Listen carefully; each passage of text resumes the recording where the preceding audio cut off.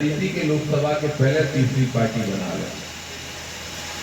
आग लगे बस चुनाव आयोग में माने रजिस्टर्ड नहीं करी, नहीं तो तुम्हारी तो वोट चाहे 25,000 मिलते अपने ही अपने लगाते अपने सब कैंडिडेट यहाँ पे हमारा और काय लड़ाते कि नागनाथ और सापनाथ से कब तक भुगतेंगे बताओ, क्यों भुगतेंगे, कब तक भुगतेंगे।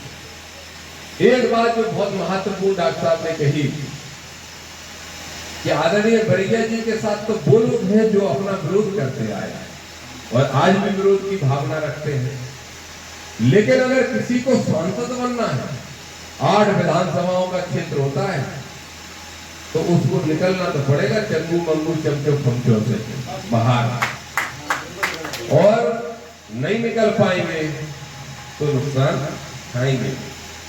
और रही बात सामंत शाहियों की, राजा महाराजाओं की, अगर किले महलों की गुलामी किसी को मंजूर है तो मैं मानता हूं कि ऐसा व्यक्ति फिर बाबा साहब की विचारधारा का है ही नहीं, फिर मैं ये मानता हूं। तो इसलिए हम लोग निर्णय लेने के लिए स्वतंत्र हैं। अपना हम प्रस्ताव आज ही किसकी जिम्मेदारी किसको दी जाए, बरिया जी तक कौन पहुंचाएगा बताओ। पलियाली मना कर रहा, पलियाली मना कर रहा पलियाली ना से हम बहुत कम चालाक हैं, हम भावुक लोग, और हम जिसकी जिंदाबाद बोलने लगते हैं और जिसके साथ महीने भर काम कर लेते हैं उससे हमारा दिल का नाता बन जाता है बलिया जी। अब ऐसी स्थिति में प्रयास है, किंग मेकर तो नहीं कहेंगे क्योंकि लोकतंत्र जब से लागू हुआ तब से किंग कोई नहीं है, जनता के सेवक बनते हैं, लेकिन जनता का सेवक कौन चुना जाएगा, ये जनता में जो हमारा विश्वास है, जो हमने 30 साल मेहनत की, किसानों का विश्वास है, हम सब आग्रह करते हैं, हमारे हिसाब से वो वोट देने का निर्णय कर लेते हैं, हमारे विश्वास पे, हमारी गारंटी पे। तो निश्चित रूप से हमें जनहित के मुद्दे पे अच्छे काम कराने के लिए अच्छा सांसद बनाना चाहिए, और हमारी जो मांगे हैं वो हमने उनको भेज दी, उनकी कॉपी भी आपको उपलब्ध करा रहे हैं। आजाद समाज पार्टी तो दोनों दलों से संघर्ष कर रही है क्या? आजाद समाज पार्टी के नेता चंद्रशेखर आजाद नगीना से चुनाव लड़ रहे हैं, मुझे पूरा विश्वास है कि वो चुनाव जीतेंगे, और मैं 7 तारीख से लेकर 15 दिन के लिए उनके प्रचार में नगीना में रहूंगा। और निश्चित रूप से चंद्रशेखर आजाद जी जैसे लोग और मेरे जैसे सब साथी, हम सब साथी अब संसद में पहुंचेंगे तो गांव गरीब की आवाज उठेगी। ना ही इलेक्ट्रॉनिक बॉन्ड, कौन सा बॉन्ड कहलाता है जिसपे चंदाखोरी हो रही है, ना वो करने की जरूरत पड़ेगी, और जब जो कोई भी करेगा उनको हम बेनकाब करने का काम करेंगे। देश के अंदर सांप्रदायिक राजनीति को समाप्त करना है और देश में गांव गरीब की आवाज को उठा के उनको आगे लाने का काम करना है। प्रस्ताव स्वीकार नहीं हुआ था जिस प्रकार की आप बात कर रहे हैं, फिर क्या? तो हम लोग अपना स्वतंत्र निर्णय लेंगे, हो सकता है हमारा प्रत्याशी मैदान में उतर जाए।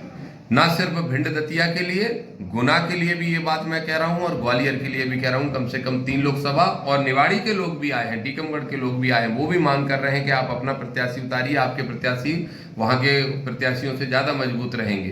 तो इन 4 लोकसभाओं में फिर हम अपना प्रत्याशी उतारने के लिए विवश होंगे। साथियों को बहुत बहुत धन्यवाद। बंधुओं, आज ओबीसी फ्रंट और दलित पिछड़ा समाज संगठन की एक व्यापक बैठक भिंड और दतिया के संबंध में यहाँ पर बुलाई गई थी, और इस बैठक में एक राय मशवरा लिया गया कि फूल सिंह बरैया जी या संध्या राय जी में से किसका समर्थन हम सब साथियों को करना चाहिए। जैसा कि आप जानते हो कि मैं निर्दलीय चुनाव लड़के 30,000 वोट लाया, और पूरे लोकसभा क्षेत्र के अंदर हमारे संगठन का इतना विस्तार हो चुका है कि लगभग 1 लाख वोट हम लोग प्रभावित करने में सक्षम हैं। इसलिए सबकी राय बनी है कि एक प्रस्ताव जो हमारी पिछड़ा अधिकार यात्रा के माध्यम से मांगे हमने पूरे प्रदेश में रखी थी, वो प्रस्ताव हम आज फूल सिंह बरैया और संध्या राय दोनों को भेज रहे हैं, और उन दोनों को हमने लिखा है कि 3 दिन के अंदर अगर आप लोग हमारी इन मांगों को मान के हम लोगों से समर्थन मांगते हैं और हमारा साथ इन मुद्दों पे आगे देने का वादा करते हैं, तो हम उसको समर्थन घोषित करेंगे। यकीन मानिए, जिसको समर्थन हमारा संगठन घोषित करेगा, भिंड में लोकसभा क्षेत्र में कांटे की टक्कर है, निश्चित रूप से वही जीतेगा जिसको हमारा संगठन चाहेगा। इसलिए प्रस्ताव रखा क्योंकि हम राजनीतिक लोग हैं, और राजनीति को हम खाली नहीं छोड़ सकते, एक अवसर है। राजनीति में चुनाव एक अवसर है, और अवसर है अपनी उन शर्तों को मनवाने का जो हम जनहित के मुद्दों पर लड़ाई लड़ रहे हैं, चाहे वो किसानों का हो, ओबीसी का हो, दलित का हो, या गरीब सामान्य वर्ग के लोगों का हो।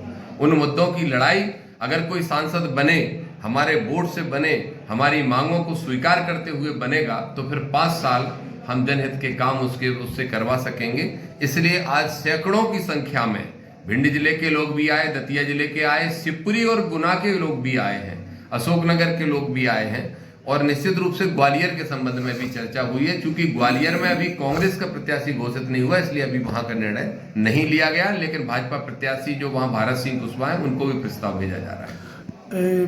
दामोदर यादव पिछड़ा वर्ग और किसानों के नेता है, बिल्कुल महज सत्य है। और आपने अपने लिए क्या प्लान किया है, आगे दामोदर सिंह जी की क्या रणनीति रहेगी? बहुत सारे गुना के साथियों की इच्छा है कि मैं गुना से चुनाव लड़ूं। मैं ये मानता हूं कि लोकतंत्र के लिए सामंतशाही का समाप्त होना बहुत जरूरी है। अगर लोकतंत्र को सुरक्षित रखना है तो राजा महाराजा लोग जब चुनाव हारेंगे और जब गांव गरीब किसान का बेटा चुनाव जीतेगा, गरीब का बेटा चुनाव जीतेगा, तब लोकतंत्र मजबूत होगा। इसलिए मैं गुना से चुनाव लड़ने का इच्छुक हूं। बातचीत चल रही है, अब देखते हैं कि वो किस स्तर पर पहुंचती है, उसके बाद निर्णय लिया जाएगा।